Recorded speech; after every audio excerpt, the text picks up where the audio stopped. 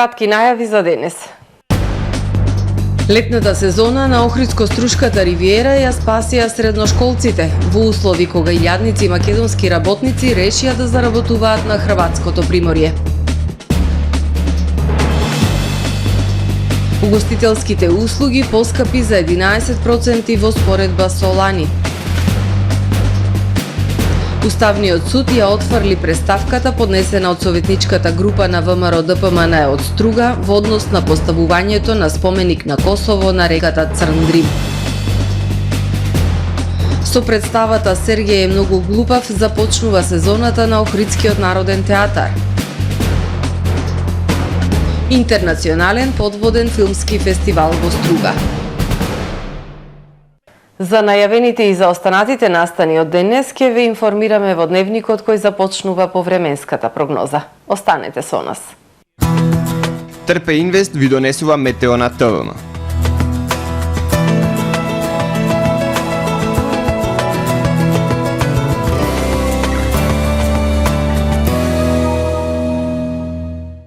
Во Охрид денес имавме умерено облачно време со повремени сончеви периоди. Ветровито и свежо со максимална дневна температура до 25 степени Целзиусови. Во попладневните часови услови за слаби локални врнежи од дожд.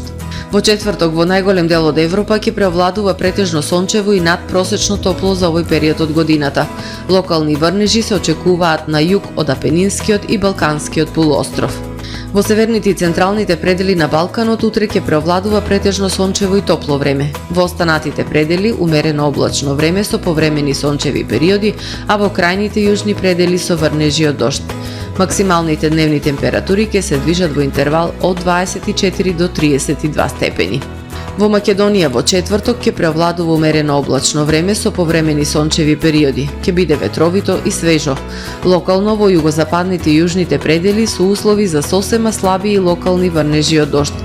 Ќе дува до умерен, засилен североисточен и источен ветер кој во западните предели ќе достигне брзина и до 25 км на час. Утринските температури ќе се движат во интервал од 10 до 20 степени, додека пак максималните дневни ќе достигнат до 19, односно до 31 степен. Во Охрид во четврток ќе преовладува умерено облачно време со сончеви периоди. Ветровито и свежо, ќе дува засилен североисточен ветер до 20 км на час. Минималната температура од 16 степени, а максималната до 25. Во петок во Охрид ќе преовладува претежно сончево време со појава на локална облачност со максимални 26 степени. Во сабота и недела сончево и топло време, минималната температура од 13, односно 12 степени, додека пак дневната температура до 26, односно до 27 степени.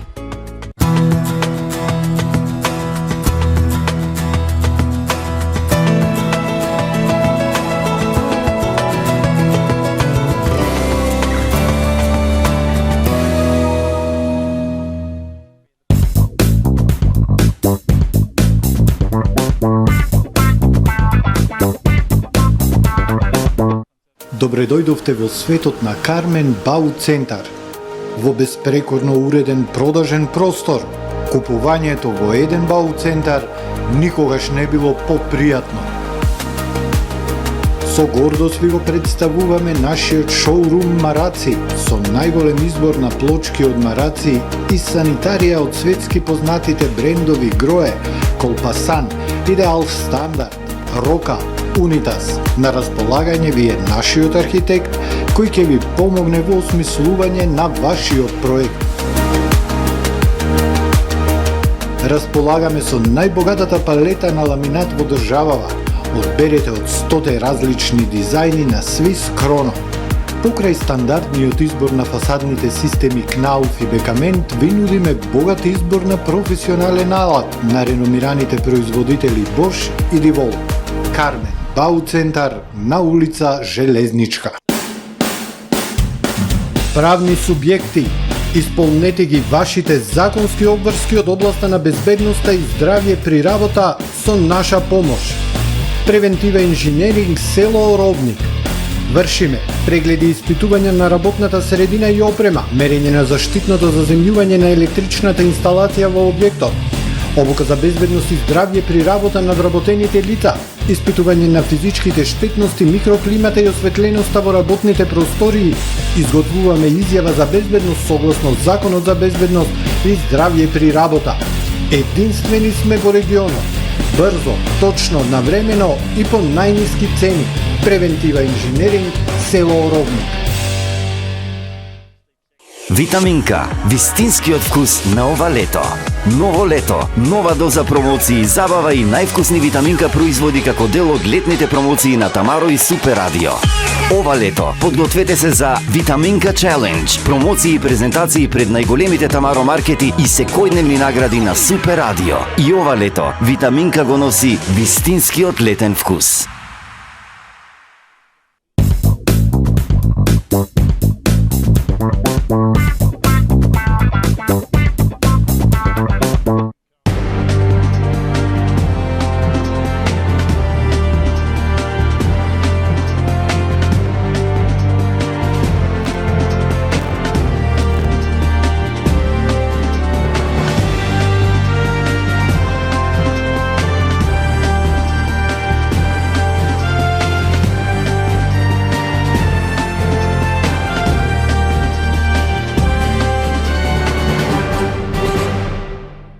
Добар ден. Прво издание на Дневникот на ТВМ.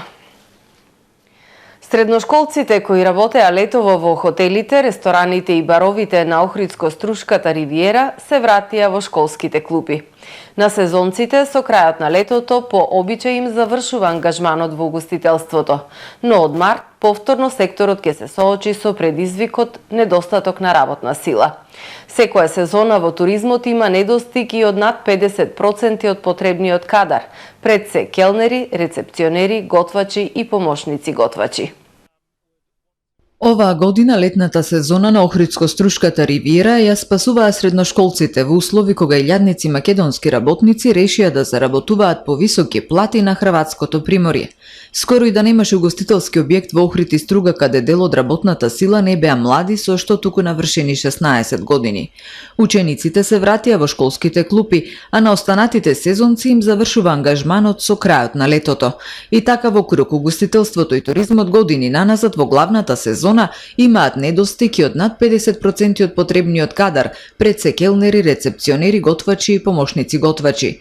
Туристички работници сметаат дека се потребни измени на Законот за работни односи, со кој на собствениците на хотели и ресторани ќе им биде оневозможена практиката да вработуваат работници само за 2-3 месеци додека трае сезоната.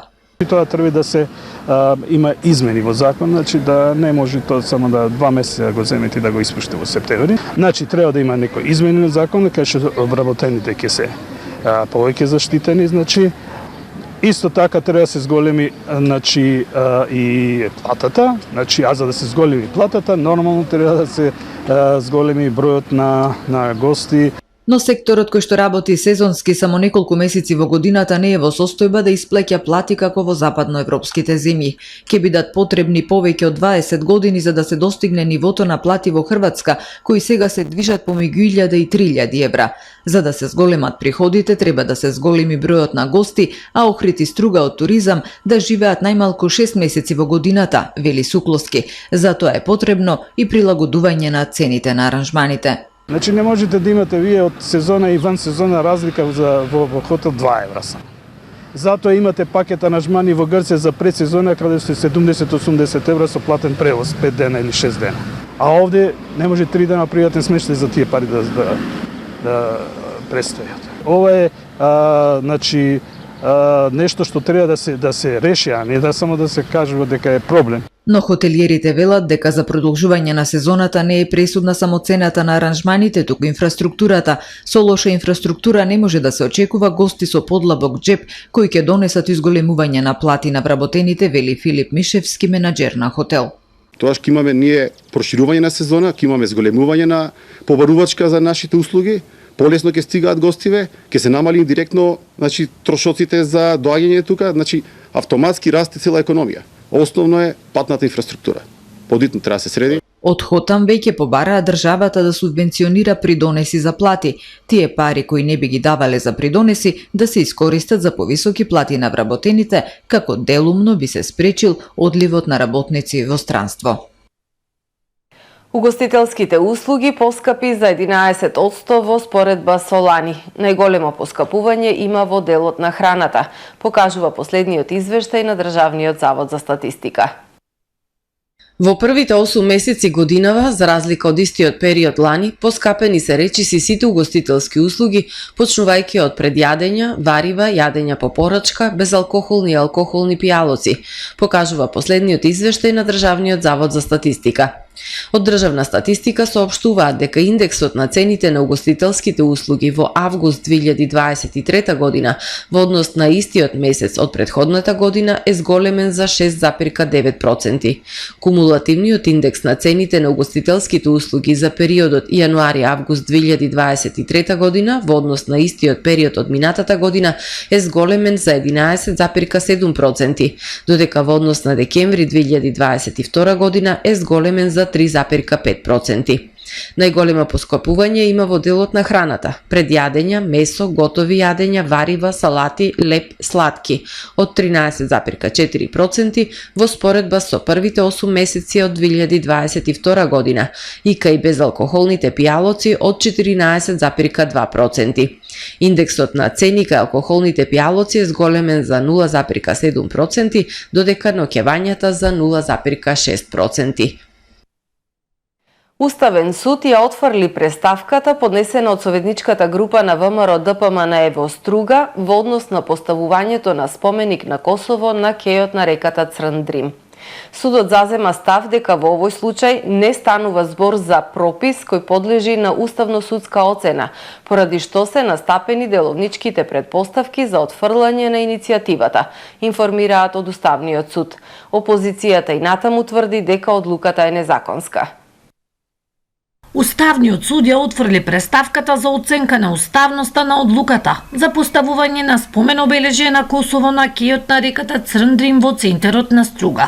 На денешната седница судот зазема став дека во овој случај не станува збор за пропис кој подлежи на уставно-судска оценка, поради што ја отфрли иницијативата поднесена од страна на советничката група на ВМРО ДПМНЕ.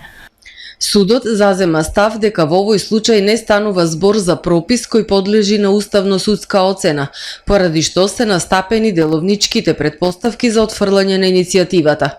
Во овој предмет одлучувачки е што Уставниот суд за вакви прашања веќе има воспоставено долгогодишна практика и го зазема истиот став кој во континуитет се почитува од 1999 година па досега, стои во соопштението на Уставен суд на Македонија. Опозицијата и натаму тврди дека одлуката на Советот за поставување на спомен обележјето е донесена спротивно на важечките урбанистички планови на општината, но и спротивно на Законот за меморијални спомен обележја. Советот на општина Струга воопшто нема донесена таква програма, ниту пак има именувано одбор за поставување на такво спомен обележје. Како што гледате и на самиот споменик, постои само символ од Косово, никаде не постои символ ниту од општина Струга, ниту од Република Македонија. Мнозинството во Струшкиот совет одлуката за поставување на спомен обележје ја донесе во октомври лани. Од општината велат спомен плочата е додадена вредност на мултикултурна Струга. Со представата Сергеј е многу глупав во режија на Дејана Николовска, Народен театар Охрид ја започнува театарската сезона. Представата ќе биде изведена на репертоарот во четврток, 7 септември, со почеток во 20 часот. Во представата Сергеј е многу глупав се разигрува ситуација во која се кршат границите на реалноста во животот на еден актуелен, современ лик, компјутерски програмер. Навидум едноставна животна ситуација одеднаш се претвара во екзистенцијална ситуација. Курири доставувачи неочекувано доаѓаат кај Сергеј и уште од прагот соопштуваат дека имаат намера да поминат точно 1 час со него, пошто ќе му дадат пратка со непозната содржина. Од овој момент па натаму започнува надреалистично шоу кое го вовлекува гледачот во динамична игра, во која диалозите и хероите ги рушат сите очекувани театарски стереотипи и во која крај крајот за гледачите е целосно непредвидлив. Што би направиле вие на местото на Сергеј? Дали би ја отвориле пратката? Улогите ги толкуваат Никола Тодоровски, Стрезо Стаматовски, Горан Стојановски, Филип Кипровски и Елизабета Стефановска. Влезниците се продаваат на билетарата на Центарот за култура по цена од 200 денари. Скаут интернационален подводен филмски фестивал од 7 до 10 септември во Струга. Спакувајте ја вашата возбуда заедно со вашата опрема за нуркање, додека го започнуваме фестивалот со топло добре дојде и подгответе се да нурнете во неверојатно искуство, велат организаторите. Покрај подводните проекции на филмови како дел од фестивалот, ќе бидат организирани и подводни акции за чистење на езерото. На последниот ден од фестивалот, учесниците ќе можат сами да истражуваат и да се препуштат на возбудливи активности – нуркање, кајак, субдаски и друго, информираат од Скаут Кампинг Струга. Под слоганот «Една песна, една приказна», вчера вечер во предворието на црквата Света Софија се одржа 11-тиот годишен концерт на ансамблот Билјана по повод 8 септември, денот на независноста на Република Македонија. Во рамки на концертната програма беа представени неколку приказни за Охрид и неговата музичка историја.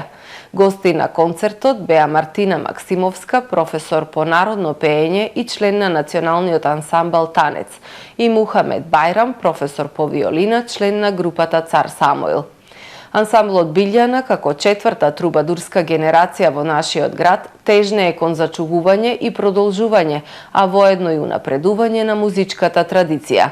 Настанот започна како чествување на 60 години од формирањето на ансамблот од страна на Кузман Поп Стефанија и традиционално се одржува до денес како обид за зачувување на духот на охридската староградска песна. Концертот е поддржан од општина Охрид преку програмата за култура за 2023 година. Да погледнеме кои настани беа актуелни во светот денеска. Дали Индија и официјално ќе го промени своето име? Индија би можела да го започне процесот за промена на името веќе овој месец, објавија локалните медиуми. Тие го аргументираат ова со фактот дека председателката Друпади Мурму ја потпишала официјалната покана за вечерата на самитот на Г20 како председателка на Барат, а не на Индија. Поканата за самитот на Г20, што ќе се одржи во Њу Делхи на 9 и 10 септември, се споделува на социјалните мрежи заедно со хаштагот President of Bharat. India Today вчера објави дека резолуцијата за официјално преименување на Индија во Барат може да биде предложена од владата на специјална парламентарна седница закажана за овој месец. Но дневниот ред за престојната седница се уште не е објавен, па останува нејасно дали предлогот и формално ќе биде представен. И во минатото до Врховниот суд биле поднесувани иницијативи за промена на името, но судиите одбиле да бидат вовлечени во контроверзни одлуки. Поранешниот лидер на десничарската организација Горди Момчиња Енрике Тарио осуден на 22 години затвор во судскиот процес што се водеше против него за неговата улога во планирањето на нападот на Капитол, кога група поддржувачи на поранешниот американски председател Доналд Трамп се обидоа насилно да го спречат Конгресот да ја потврди изборната победа на актуелниот председател Џо Бајден. Во нападот на Капитол за време или непосредно по немирите загинаа 5 лица, повеќе од 140 припадници на силите за спроведување на законот беа повредени, а седиштето на Американскиот конгрес претрпе штета од милиони долари. Одбраната побара значително полесна казна за Тарио, затоа што тој не бил во Вашингтон на денот на насилната инвазија на Конгресот, бидејќи му била изречена судска забрана. Но обвинителите тврделе дека тој го координирал нападот од Балтимор Сити.